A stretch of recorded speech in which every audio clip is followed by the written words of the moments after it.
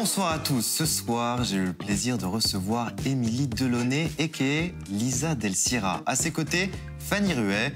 L'une est connue pour sa carrière dans le X, l'autre pour sa carrière dans l'humour. Mais vous verrez qu'elles sont bien plus que ça.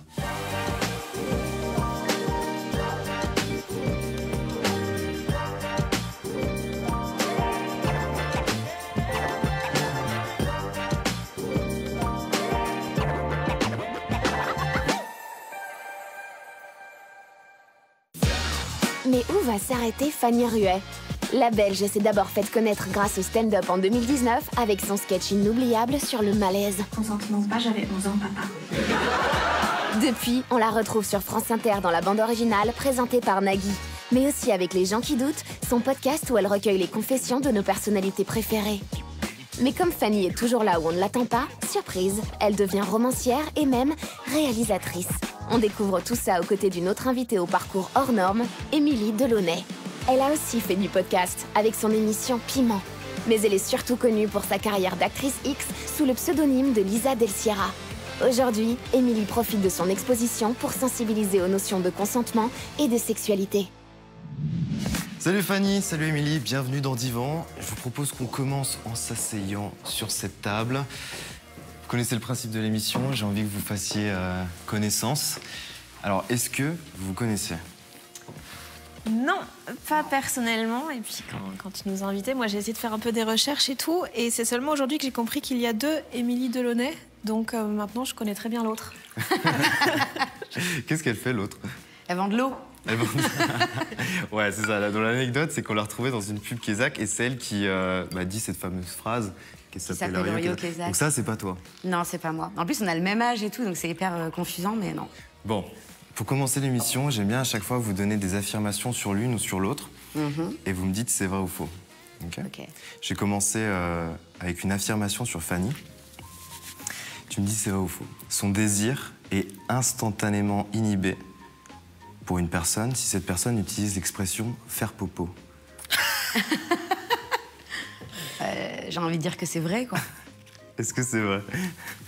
Alors, oui, j'aime pas le jargon enfantin dans la bouche des adultes, ça me répugne.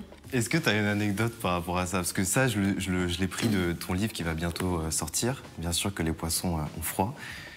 Est-ce que l'anecdote là-dedans est vraie ou c'est un truc que tu as complètement imaginé? Alors évidemment, je ne vais absolument pas répondre à cette question de la véracité de quoi que ce soit, pour ne pas vexer une personne. Mais ouais, beaucoup de choses sont vraies, beaucoup de choses sont fausses et j'aime bien que personne ne sache exactement. Mais j'ai eu un date un peu foireux comme ça où la personne utilisait des mots que j'aimais pas et je ne pensais plus qu'à ça pendant toute la soirée. Au sujet d'Émilie, il y a une cuvée de vin à son nom. Oh, j'espère que c'est vrai. Ouais, c'est vrai. C'est vrai? C'est vrai. D'où ça sort ce truc? Bah, c'est culturel, hein. Je viens de Bordeaux. Je connais pas mal de châteaux, d'exploitants. Je vais régulièrement faire les vendanges pour mettre un peu la lumière sur ma région et les difficultés qu'on rencontre là-bas. Et ce petit jeune-là a repris l'exploitation de son père. Il a 20 ans, il est cool. On picole, quoi. J'ai tourné un porno dans leur château du XIIIe siècle, genre, oh, ils sont géniaux. Et il m'a fait goûter plein de trucs et on s'est dit, il faut absolument qu'on sorte une cuvée. Et moi, j'étais à la base plus focus sur le fait que j'allais pouvoir beaucoup picoler avant d'arriver au truc final. Et en fait, on a fait une étiquette un peu coquine. Enfin, on est parti dans des trucs, c'était cool, quoi. Bon, évidemment, quand on parle de Bordeaux, le foot est jamais loin. Le rugby aussi, mais ouais, le foot. Mais pour moi, le foot. Est-ce que c'est vrai ou faux que le crush d'Émilie, c'est Cristiano Ronaldo? Non, je pense que c'est quelqu'un qui est nettement moins connu.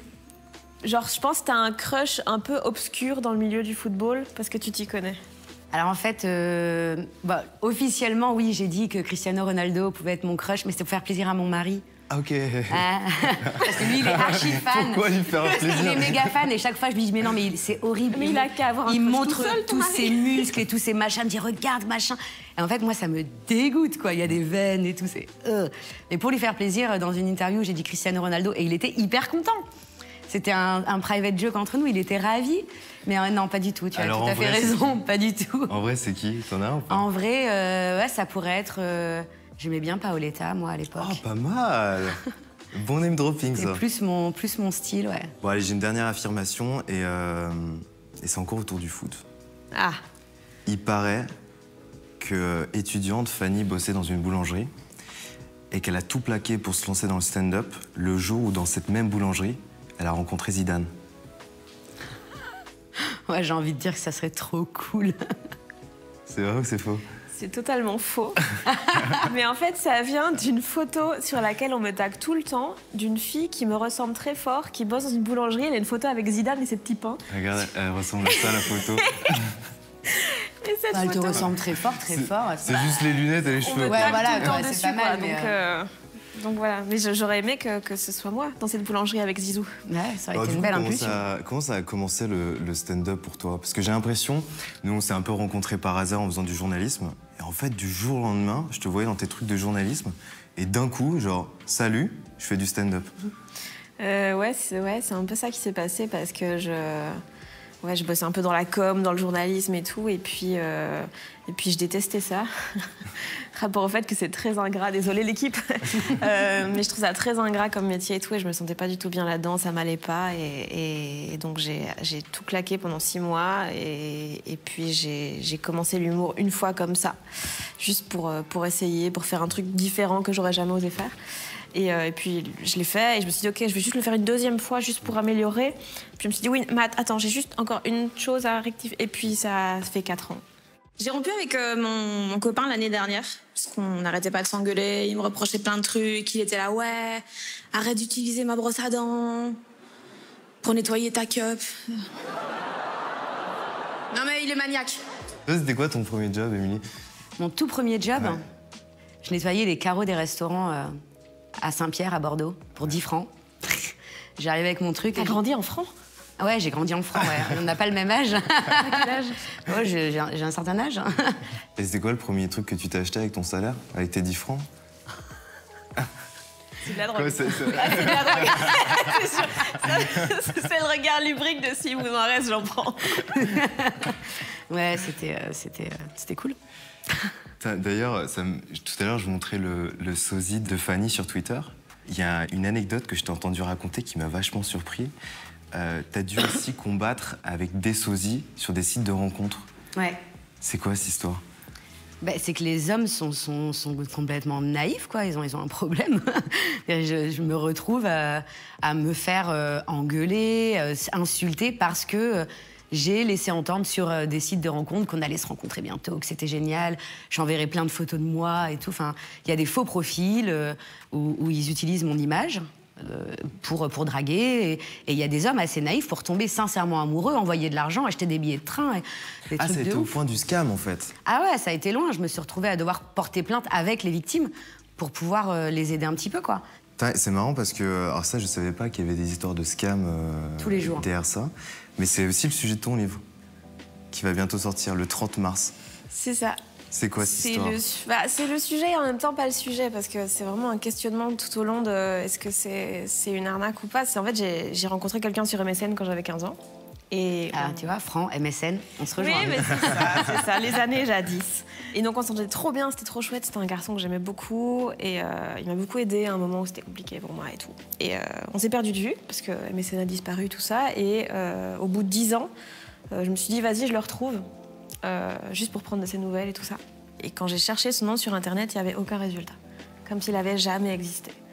Et donc là, ça m'a fait péter un câble. Il a existé dans ta tête, à minima, c'est déjà ça. C'est déjà ça. Mais je me disais, mais est-ce que du coup... Enfin, parce que c'est pas possible que quelqu'un n'existe nulle part sur Internet aujourd'hui, même s'il n'est pas sur les réseaux, il doit être quelque part dans des résultats ou quoi. Et donc, je me suis demandé, est-ce que c'était un faux compte? Mais c'est bizarre, parce qu'il n'a jamais rien eu de moi. Il n'y a jamais eu de trucs bizarres, malsains ou quoi que ce soit. Donc je me suis posé la question et je l'ai cherché pendant 1 an. Enfin non, pendant quelques mois dans le livre. Et voilà, et ça raconte un peu cette recherche et la recherche de soi en même temps et tout ça en parallèle. Et voilà, donc ouais, c'est un peu cette question de est-ce que c'était une vraie personne face à moi? Est-ce que c'était la personne à qui je pensais parler? Est-ce que c'est quelqu'un qui a tout inventé? Ouais, des fois, c'est compliqué de pas se perdre là-dedans, quoi. C'était quoi le scam à l'époque du franc? Je sais pas.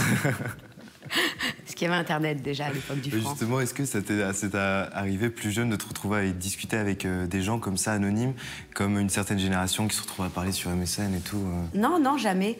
Non, non, je pense que je suis à l'époque, quand j'avais, je sais pas, c'est quoi les âges, 16-20 ans? Ouais. J'avais ça. Quand j'avais 16-20 ans, on se rencontrait en vrai, quoi. Et vraiment, j'étais déconnectée de tout ça, moi, à l'époque. Pas d'ordinateur, pas d'attache, pas de chez soi, cool.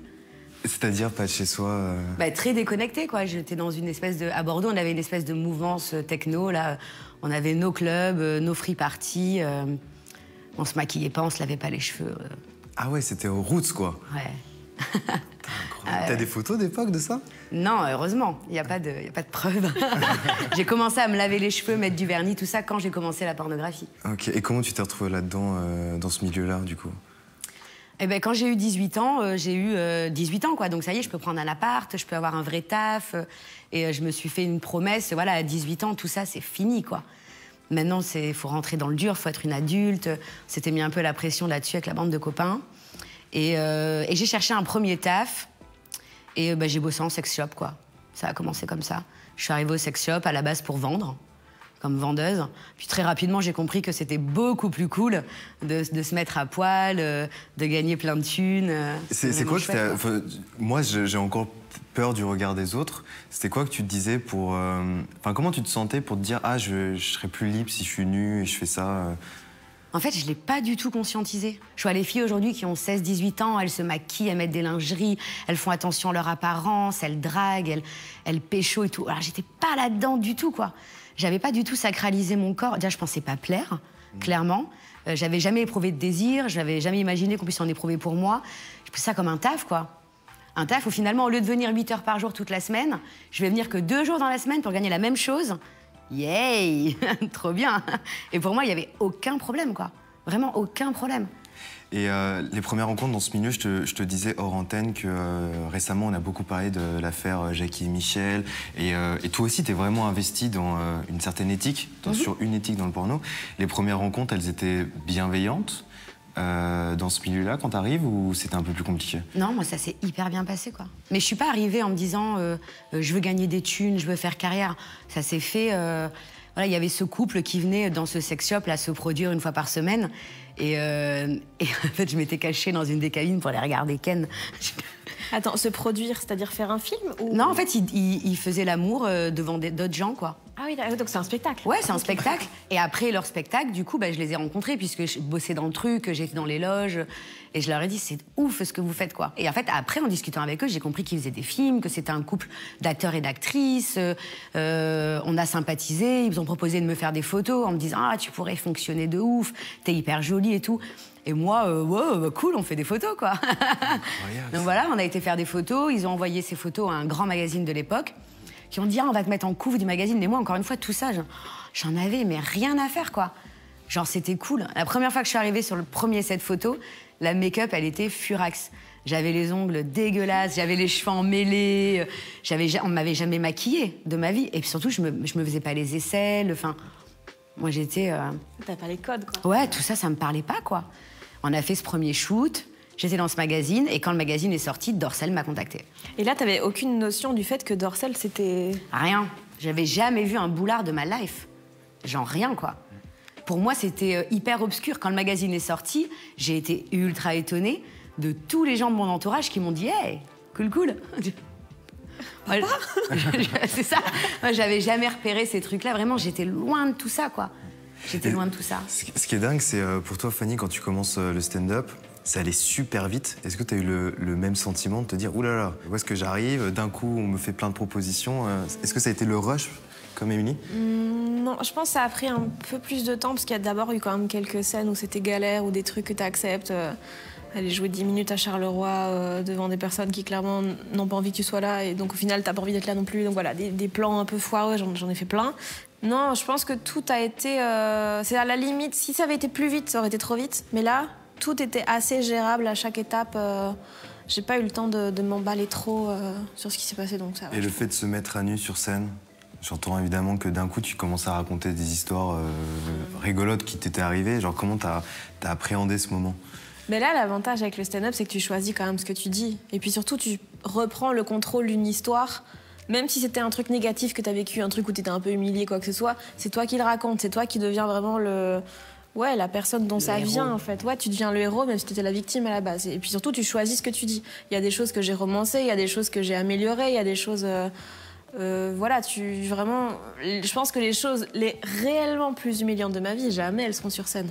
Parce que vraiment, c'est des choix de ce que tu montres de toi, de ce que tu montres pas, de ce que les gens pensent. Et en fait, voilà, tu sous-entends, c'est beaucoup de choix, quoi. Et du coup, faire face à tout ce monde, maintenant, tu te sens comment?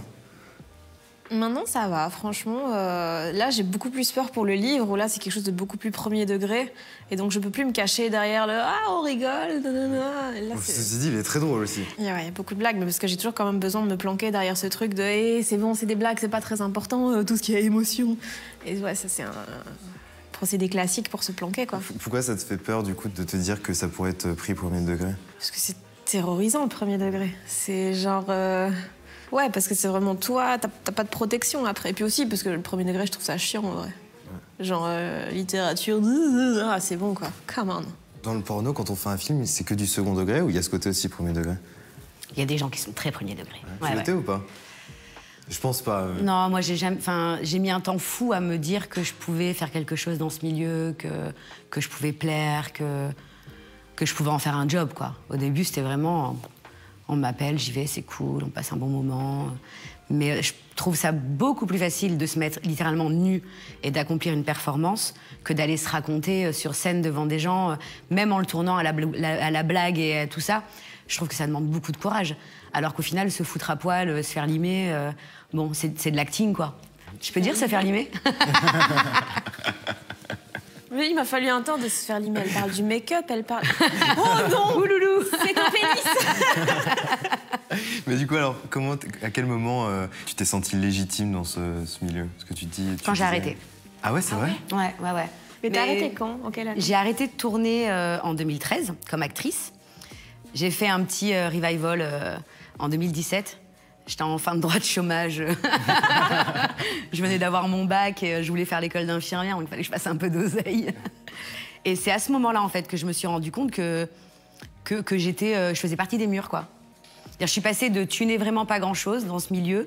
Tu travailles et t'as l'impression de pas obtenir la reconnaissance que tu mérites. Quelques nominations à des awards bidules, mais tu n'as jamais le prix en question. Tu fais les premiers rôles, les grosses perfs, mais il y a toujours une petite conne qui est en couve du DVD. Tu arrêtes, hein, tu disparais, tu fais ta vie, tu fais tes études, bon, t'en chies un peu parce que l'atterrissage est costaud. Et quand tu dis, ah, je vais revenir, tu te rends compte quand tu déroules le tapis rouge que c'est genre, waouh, elle revient. Tu dis, oh, fallait pas me laisser partir, les gars. Et là, c'est devenu ouf. Là, c'est devenu dans le biz, genre, j'étais quelqu'un. Les nanas m'envoyaient des messages, ah, j'aimerais trop qu'on travaille ensemble et tout. J'ai dit, oh. Ça t'a pas donné envie de rester? Bah non, parce qu'en revenant, je me suis rendu compte que... Je me suis demandé comment j'avais fait. Parce qu'entre deux, j'ai été amoureuse, j'ai découvert vraiment ce que c'est l'intimité, le truc vraiment... le sens qu'on peut mettre dans la relation à l'autre et tout. Du coup, je suis revenue et ça a été cool parce que je m'étais fait larguer et j'étais contente de me trouver sexy. Mais ça a été aussi un peu traumatisant parce que j'étais plus faite pour ça, quoi. Donc, je suis devenue productrice. J'ai aux autres, allez hop, tous tout nus. À votre tour. C'est à ce moment où tu as fait le revival que tu as été... parce que je crois que tu as eu une période américaine ou... C'était avant, ouais. J'ai arrêté en rentrant des... En fait, j'étais aux États-Unis, ça marchait super bien. Je sentais que là, j'étais pas loin d'un truc. On sait pas quoi. J'étais pas loin d'un truc. Je suis rentrée, parce que je voulais absolument investir à Bordeaux. Donc, je suis rentrée acheter une baraque. Et j'ai rencontré ce mec. Et du coup, je suis jamais repartie. Et j'avais un énorme crédit sur le cul. Voilà. Mais j'étais hyper heureuse. J'étais contente. Donc, je suis jamais repartie. Je venais d'avoir mon visa. Tout était fait pour que j'aille vivre là-bas, quoi. Et t'en avais envie de ce rêve un peu américain ou pas? En vrai, je déteste Los Angeles. Ouais. J'adorerais dire cette phrase un jour. Non, mais ils sont tout le temps dans leur voiture, quoi. Il y a pas de vie, quoi. Ils boivent du vin, c'est du sucre, enfin... Bah, si on transpose ça à toi, tu pourrais dire « je déteste Paris ». Ouais, mais c'est plus classe de détester LA. Tu vois, il y a un truc de « je pourrais y aller ». Ils me veulent tous, mais... Oh, parce que c'est marrant, parce que le meilleur de ton exposition, c'est France Inter, les salles parisiennes, mais j'ai l'impression que c'est pas un truc que tu kiffes. Ah non, moi j'aime pas. Paris, il y a trop de gens, il y a trop de... Je trouve que ça tue la créativité, ça tue le... Il y a trop un truc d'obsession pour le travail. Pour moi, si j'étais à Paris, je jouerais tous les soirs, plusieurs fois par soir. Mais j'ai pas envie de devenir cette personne, parce que je sais que j'ai très vite tendance à me noyer dans le taf et tout. Et, tandis qu'à Bruxelles, c'est plus chill. Déjà, j'ai des mètres carrés, j'adore ça. Ce que je pourrais pas du tout avoir à Paris. Et donc, j'aime bien ce confort de vie, cette lenteur aussi qu'il y a à Bruxelles. S'il y a grève, tu y vas à pied, c'est pas grave. À Paris, ça te prend 4 heures. Donc voilà, tout est plus calme, tout est plus doux. D'ailleurs, en plus, tu t'atterris à Paris en allant à France Inter. Et lorsque tu vas être contacté par France Inter, tu vas croire que c'est du foutage de gueule. Ouais, j'ai cru que c'était assez cocasse, parce que je reçois un message sur Instagram. Et très vite, il m'envoie un message ou l'autre, puis il dit « Est-ce qu'on peut s'appeler ?» Puis j'étais là, bah... Non. Qui êtes-vous, monsieur? Rapport, il n'y avait pas de photo de profil, il y avait son pseudo, c'était un truc, il n'y avait pas de nom ni rien. Je me dis, bah bien sûr que non, donc je le bloque. Et ce que je me dis... C'est pas juste non, hein. Elle le bloque. Non, mais je me dis, d'office, le message d'après, c'est une dick pic, tu vois, donc c'est mort. Et je le bloque. Puis je vois que j'ai le même gars qui m'a envoyé le même message sur Twitter, sauf que là, il y a sa photo de profil, il y a ses infos et tout. Et je réalise que c'est le directeur de programme de France Inter. Bam. Je l'ai débloqué. J'ai dit, oui, bien sûr, monsieur.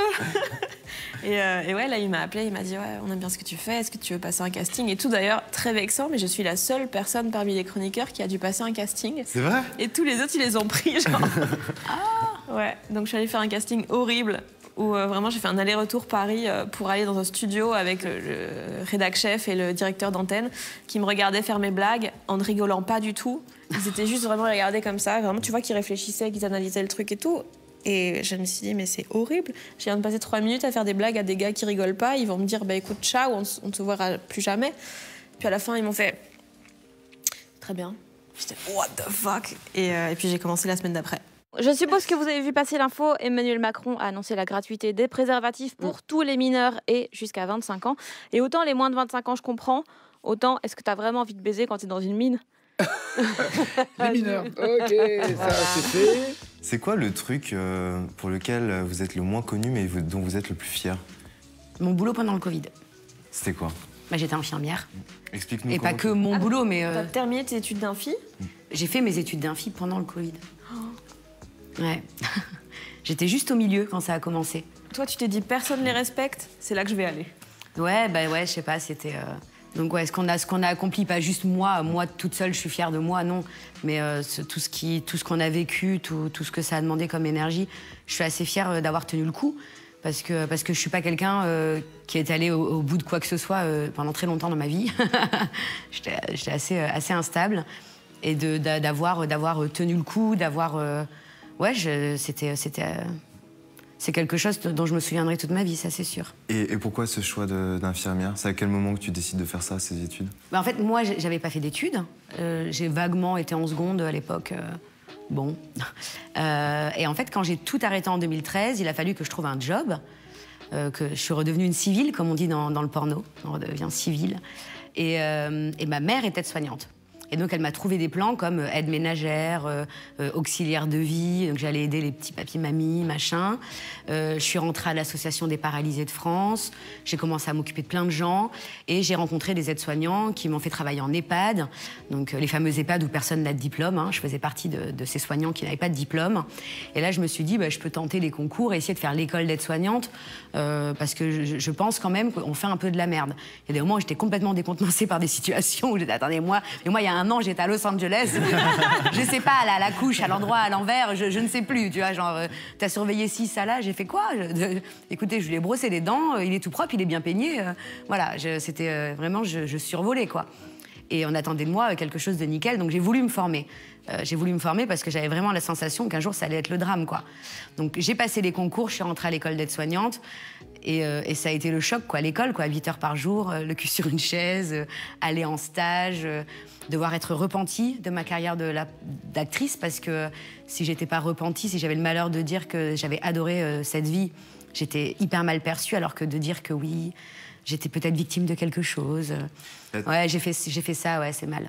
Non, mais c'est pas que t'aies dû faire ça, c'est que les gens soient assez casse-couilles. Ouais. Donc je pensais que c'était un peu plus chill. Non, c'était pas chill du tout. C'était pas chill du tout. Et en fait, cette année, c'est bien passé. J'ai eu mon diplôme et j'ai travaillé avec des infirmiers pendant mes stages.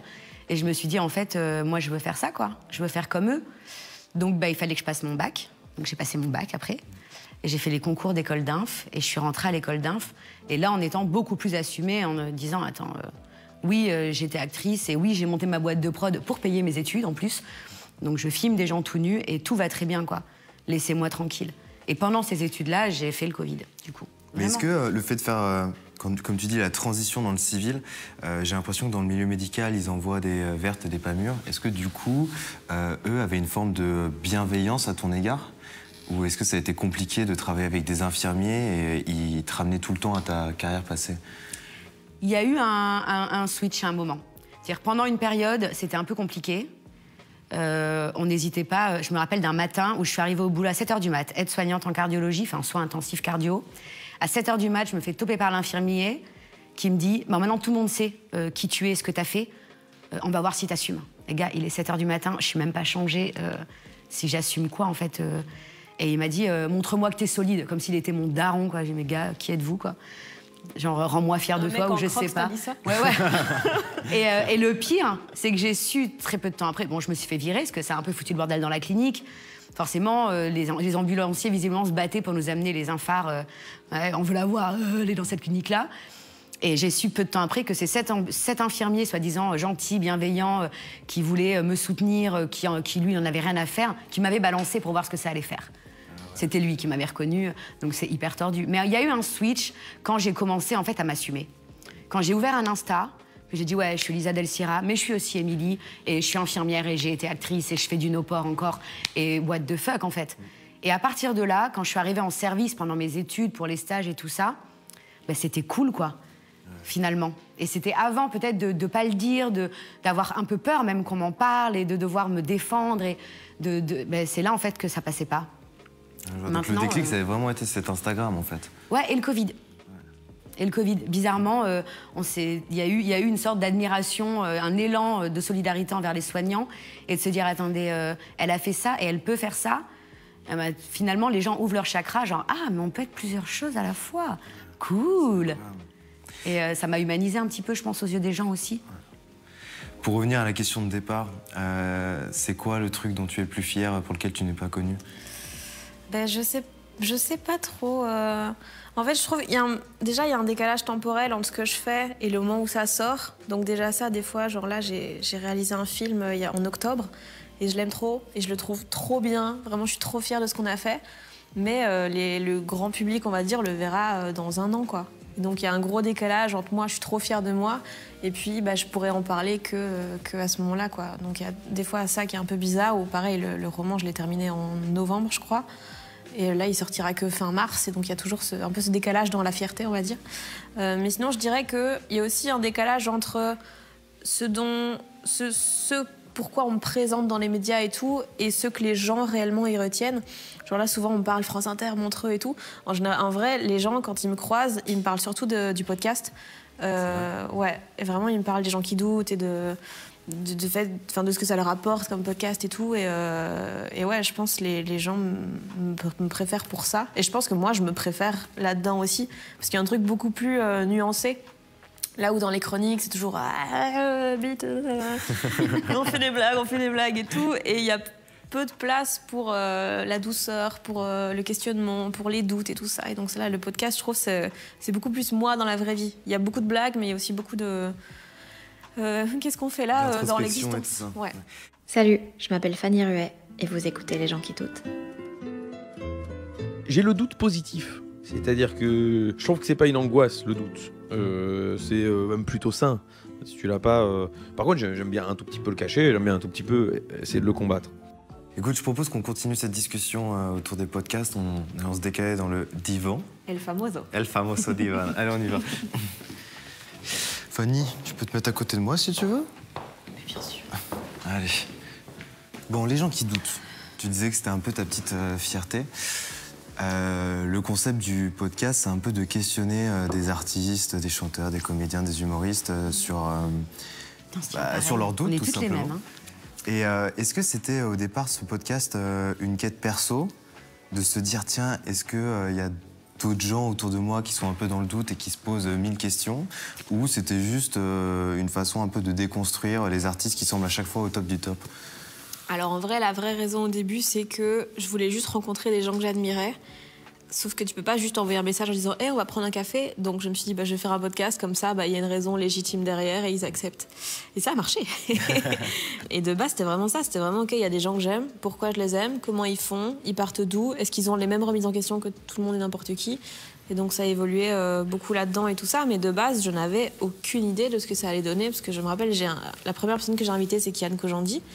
Et je l'ai invité en disant « Oui, je vais lancer un podcast, est-ce que tu es d'accord de venir comme première invitée ?» J'avais pas le nom, j'avais pas la cover, j'avais pas de trame ou quoi que ce soit. C'était juste... je voulais juste le rencontrer, quoi. Et puis voilà, de fil en aiguille, c'est devenu un peu... en gros, les projections de mes propres insécurités, de mes propres questionnements que j'envoie sur l'invité. Je fais genre « Ok, j'aime ma vie. » Allez, démerde-toi. Et puis, ouais, c'est devenu ça avec beaucoup de gens. Là, je pense qu'il y a une 60aine d'épisodes. Ouais. Et voilà, mais ouais, ça m'en parle beaucoup. Tu dis, je voulais rencontrer des gens que j'admirais. Est-ce que t'es sorti une fois d'une interview en disant, en fait, sacré connard? Non, pas connard, ça jamais. Mais souvent, souvent non, 3 ou 4 fois, j'ai été déçue de... Genre, il s'est rien passé, quoi. Il n'y a pas eu d'échange. Il y en a avec qui c'était fou, loudoyant, incroyable cette personne. Et elle me dit des choses, elle m'a dit des choses, j'y pense souvent, quoi. Et il y en a d'autres où je me suis dit, jamais on serait potes. Vraiment, il se passe rien. On est trop, soit parce qu'on est trop réservés tous les deux, et du coup on est comme... Et donc tu vois, il n'y a pas d'échange, ou bien des gens qui sont trop dans l'optique promotion et donc ça casse la vibe, quoi. Ouais, ils sont trop dans un discours qu'ils ont déjà dit, ils ont l'habitude de répondre à des questions et donc ils vont un peu, voilà, ils connaissent un peu la marche à suivre et donc il n'y a pas eu de réel échange. Et donc ouais, des fois c'était un peu décevant. Il y a des amitiés qui sont nées ou pas? Ouais. Avec qui? Eva Bester, que j'ai rencontrée via ça et maintenant on est très amis. Thomas Wiesel aussi. Morgane Cadignan, on était déjà très amis. Mais vous avez fait au moins 5 épisodes ensemble? Ouais, on a 4, je pense, ensemble. Mais c'est les épisodes en général les plus marrants parce qu'il y a ce truc un peu de on s'en fout, juste on discute, en se fumant un truc parfois et c'est marrant, quoi. Pour ton podcast, Piment, il y avait aussi cette envie de rencontrer des gens que tu admirais ou pas? Oui. Mais moi, ils n'ont pas voulu venir. C'est vrai. Ouais, c'est toujours un peu la crainte. C'est bon, est-ce que je peux m'associer à cette personne? Est-ce qu'elle a fait dans sa vie? C'est encore un peu... Il y a encore toute une quantité de personnalités publiques qui ne veut pas trop... Et c'était quoi le concept? C'était quel genre d'invité? Un peu de tout. J'avais très envie d'avoir François Hollande. Oh, ça aurait été énorme. Rappelle-nous un peu le pitch. Mais Piment, c'est un podcast où on parle de sexe, mais pas que. On parle de notre position dans la société, comment on vit le désir, comment on voit le plaisir, et chacun parle de son parcours. Et il y a des petits moments un peu drôles, un peu récurrents quand même. Et donc, en fait, c'est une discussion, quoi. On parle de nous, de nos premières fois, de nos dernières fois, de ce qu'on a envie, de ce qu'on n'a pas envie, de tout ça. Et je voulais parler de François Hollande, je voulais qu'on parle de ses petits tours en scooter, quoi, de la vie après 50 ans, voilà, quoi. On parle beaucoup de la crise de la quarantaine pour les hommes, mais pas de la suite. Et moi, je l'ai beaucoup aimé à ce moment-là, ce monsieur. J'ai adoré, il était thug, c'est thug de ouf, t'es président de la République, tu prends ton petit scoot et tu vas voir ta copine. Moi, je trouve ça génial, quoi. Et tu sais pourquoi il a pas pu venir? C'était quoi? Problème de planning ou... Il voulait attendre de voir comment ça se déroulait toute cette histoire. Donc il était quand même relativement open. Ouais, en tout cas, il a eu l'info, il a répondu. Un truc du genre... c'est pas les termes exacts probablement, mais que la jeune fille fasse son petit parcours et puis on verra pour une saison 2. Okay. Mais bon, c'était là, tu viens déjà de faire une saison. C'était un gentil nom. Là, tu viens déjà de faire une saison. Ouais. Alors, déjà, il y a un truc dans Piment que j'adore, c'est que tu fais le portrait des invités en disant un peu ce qui te renvoie en termes de fantasmes. Est-ce que c'est bien... Oui, c'est un peu ça. Ouais. C'est un peu ça. Dans tes clips, je m'imagine à tes côtés. Ou presque. Plutôt derrière la caméra, à capturer ta beauté. Laisse-moi, je t'en supplie, réaliser ton prochain clip. Tu m'ouvriras l'appétit avec ton corps, promesse d'un grand 8 à la bougie. Et j'aimerais beaucoup entendre ta voix quand tu te perds et ton souffle quand tu n'en as plus. Quand tu vois Fanny, quel portrait tu fais? Ça allait partir en fourberie, là. Alors, d'habitude, je prends le temps d'écrire quand même un petit peu cette partie-là. Il n'y a pas grand-chose d'écrit dans mon podcast, mais ça, c'est écrit. Mais pour avoir regardé un peu tes vidéos, je pourrais commencer par un femme qui rit à moitié dans ton lit. Quand est-ce que tu m'ouvres ta couette? Parce que moi, tu m'as bien fait rire. Ça pourrait être comme ça. Cesse de te cacher derrière des blagues. Mets-toi à nu pour moi, juste pour moi. On s'en fout des autres. T'as pas écrit? Bah non. Bah dis. Non, mais c'est de l'impro, alors toi, je te promets. Genre après, je sais pas, maintenant que je sais que tu fumes, je pourrais aussi partir un petit peu là-dessus, tu vois. Je sais pas comment, mais je trouverai quelque chose de très bien. Et toi, Fanny, si tu recevais Émilie dans le cadre des gens qui doutent, ce serait quoi la première question qui te viendrait à l'esprit? Je sais pas, parce que j'ai pas assez d'éléments, je pense, de sa carrière, mais ce serait probablement dans je pense, la difficulté de quitter un domaine que t'as aimé et de repartir de zéro dans un autre domaine. Ça doit être terrorisant, je pense. Ouais. On pleure beaucoup. En se demandant de quoi demain sera fait. Si on partait en mode les gens qui doutent, tu répondrais quoi à ça? Parce que je me souviens que tu as fait des petits allers-retours au début, tu n'étais pas certaine d'arrêter complètement, et puis... Non, mais surtout que en France, on a un truc, on l'a plus, mais on avait un truc très intelligent, on est imposable sur l'année précédente. Donc quand tu décides d'arrêter et que tu dois sortir 1000 ou 2000 balles d'impôts par mois, c'est pas en allant m'occuper de mes petits vieux que j'allais m'en sortir. Ouais, donc oui, il y a eu des petits allers-retours nécessaires. Et parce que c'était aussi le saut dans le vide, quoi. C'est effrayant de se dire, j'ai fait ça toute ma vie, pendant pratiquement 10 ans, je vais arrêter pour ce mec, parce que je l'aime, il m'a rien demandé, quoi. Mais toujours la frayeur de est-ce qu'il en vaut la peine, est-ce que je suis pas en train de faire une grosse connerie. Et enfin voilà, c'est vraiment... ouais, c'est un pas à franchir, donc des fois on revient un peu en arrière, peut-être pour se rassurer aussi. Se dire au moins là je sais que je suis attendue, je sais que c'est un peu ma place et je maîtrise. Au final, le vrai monde, je le maîtrise pas, j'ai jamais vécu dans le vrai monde. J'ai commencé à 18 ans et demi, j'ai jamais rien fait d'autre. La première fois que j'ai reçu une fiche de paye, c'était ma première fiche de paye, je devais avoir 28 ans. Attends, t'avais pas de fiche de paye dans le porno? Non. Ah oui, c'était quoi que au black? C'était pas ça à l'époque. C'était pas comme ça. La loi. C'était quoi Non, à l'époque, c'était pas ça du tout. À l'époque, c'était encore moins encadré qu'aujourd'hui. Okay. Tout était délocalisé dans des pays de l'Est. On touchait de l'argent qui arrivait de l'étranger alors qu'on tournait en France. Enfin, c'était n'importe quoi. Okay. En France? C'était... En France, on tournait en France. Non, c'était roots, c'était assez roots. J'aurais pas pu aller bosser aux États-Unis aujourd'hui comme je l'ai fait à l'époque, sans visa, sans tout ça. Hey, c'était une dinguerie, c'était cool. Aujourd'hui, je le referais pas, en vrai. Quelle idée stupide. J'aurais pu me faire arrêter, être interdit de 5 ans de territoire ou j'en sais rien, aller en prison. J'avoue. Autre dinguerie. En voyant ta bio, ouais. T'as fait la première partie d'Orelsan. Ouais. D'où ça sort ce truc? C'était un stand-up, non, je rigole. Je suis arrivée, j'ai fait des blagues. D'où ça sort? En fait, j'ai 2 potos qui jouent avec Orelsan, qui font partie de sa petite bande là, Manu et Eddy. Et je connais Eddy depuis toujours. On est amis avec. C'est Oxmo qui me l'avait présenté. Enfin, c'était le petit monde. Et d'où tu connais Oxmo? Je sais plus, d'Instagram, je crois. Ah ouais? Je sais pas. Je connais comme tout le monde le musicien. Ouais. Et je crois que j'ai dû un jour liker un truc sur Insta et plouc répondre genre. Et donc ouais, j'étais allée le voir à des concerts et il m'avait présenté son guitariste et je suis devenue hyper pote avec lui.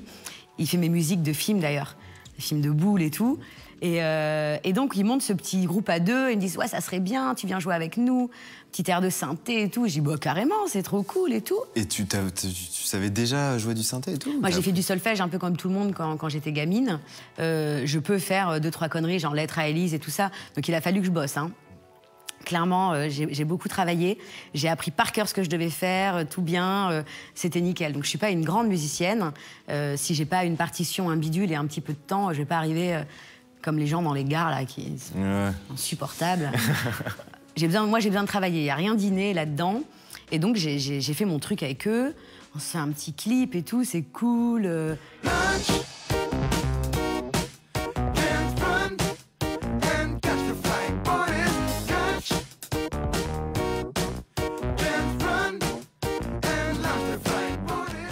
Et là, ils me disent, ouais, on fait Bercy. En décembre, tu joues avec nous. Je l'ai vu. Quoi? Et ouais, du coup, j'ai joué à Bercy, quoi. Enfin, à l'Accor Arena.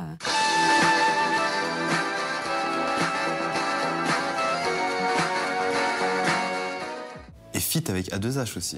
Ouais, parce qu'en fait, mon premier film pour adultes que j'ai produit, écrit, réalisé, vraiment, j'ai tout fait. Je voulais qu'on fasse les musiques aussi quand même, parce que c'est un peu insupportable. Moi, je peux pas me masturber sur des trucs nuls, quoi. La musique, c'est important quand même. Et donc, avec Eddie, on a fait les musiques et on a proposé tous les thèmes qu'on avait écrits pour le film à des artistes, en leur disant posez dessus, amusez-vous, ça peut être trop cool. Enfin, il y avait un Belge qui devait faire partie de l'aventure, un poteau qui finalement, je pense, c'est un peu cagué dessus. En fait, il y a toujours ce truc d'image. Ouais. Alors qu'en plus, franchement, ça aurait été trop cool, quoi. Et il y avait un Belge dans l'histoire. Et donc voilà, on a filé les morceaux. Chacun a fait sa petite compo, machin. Et on a sorti un EP cool, dont Débutante avec A2H, qui était vraiment chouette, ouais. C'est une débutante, mais elle veut faire la grande. Toi, tu sers à rien. Toi, tu vas rentrer parce que là, c'est mal, c'est ok. Et maintenant, on va gagner ce match. On le gagne ou pas, ce match? Et ça, c'est au moment où, du coup, tu commences ta carrière de productrice, c'est ça? Ouais, c'est le tout premier film que j'ai produit, sur lequel j'ai tout fait, quoi. Et si t'écris, tu râles, c'est quoi que toi, tu cherches à mettre dans ton porno? Au début, c'était de faire tout comme je veux. Parce que j'avais réalisé pour des boîtes de prod, quand j'ai arrêté le X, en tant qu'actrice, et ils me saoulaient, quoi. Faut prendre telle actrice, elle est bankable, on t'a trouvé un lieu. Ils avaient un peu la main mise sur tout, et au final, je pense qu'ils s'attendaient juste à ce que je mette mon nom sur la jaquette, réalisé par Bidule. Mais moi, j'aime pas faire ça, j'avais vraiment envie de... Et donc, j'ai écrit ce film, Journal d'une débutante. Je suis allée voir Canal+. J'ai dit, voilà, où est-ce que vous pourrez me l'acheter? Oui, ils m'ont dit, mais qui te produit? Et au Gaufre, j'ai dit, moi. Il a fallu que je monte une boîte. Je pensais un peu qu'ils allaient me dire non, quand même. Tu vois, genre, t'es qui si t'as pas quelqu'un avec toi, c'est mort. Et en fait, ils ont bien aimé l'histoire, mon scénario. Ils m'ont dit, OK, on l'achète. On te fait un préachat. Donc, ils me l'ont acheté avant que je le tourne. Ce qui était très, très cool de leur part, parce que moi, j'arrivais de nulle part, au final. Et donc, j'ai vite monté une boîte. Et j'ai fait ce film où j'ai tout choisi. Je choisis ce qu'on mangeait, je choisis où on dormait, j'ai tout organisé. J'adore ça, m'organiser. Il y a un truc que je t'ai beaucoup entendu dire dans les interviews. J'adore organiser. Si tu veux, on fait un Excel. Qui prend quel train? Voilà, on fait un tableur. J'ai fait beaucoup d'économies, finalement, en gérant tout toute seule. J'ai pu payer les gens trop bien, c'était cool. J'avoue, c'est génial. Et il y a un truc que je t'ai entendu beaucoup dire dans les interviews, c'est tu parles souvent de belles scènes. Tu dis, ça, c'est une belle scène. Mais c'est quoi une belle scène Ça va, alors. Ça, c'est une belle scène. Non, une belle scène, c'est quand les gens sont contents, quoi. Les gens qui font ou les gens qui regardent? Les deux, mais je sais que j'ai une belle scène quand j'ai un de mes techniciens qui a besoin de sortir. C'est très rare. Parce que c'est des grands professionnels. Mais quand je vois qu'il y en a un qui a chaud aux oreilles, je me dis, allez, on a une belle scène, quoi. Alors que vraiment, ils sont rodés à l'exercice, qui se permettraient jamais de projeter quoi que ce soit sur l'acteur et l'actrice. Vraiment, on est carré. C'est arrivé une fois ou deux que j'ai un técos qui croise mon regard et il est en train de serrer parce que ce qu'on est en train de tourner, ce qu'ils sont en train de faire, le comédien, la comédienne ou les comédiennes entre elles, ça lui parle, quoi. Et donc, là, je me dis, c'est une belle scène. Il y a plein d'hommes qui vont apprécier la regarder. Sinon, en général, quand je me dis que j'ai une belle scène, c'est quand j'ai ce que les autres n'ont pas. Moi, je mets pas en scène, je veux cette position, après vous me ferez cette position. Ton personnage, il doit plus ou moins baiser comme ça parce qu'il a vécu ça. Ça, c'est hyper compliqué à faire.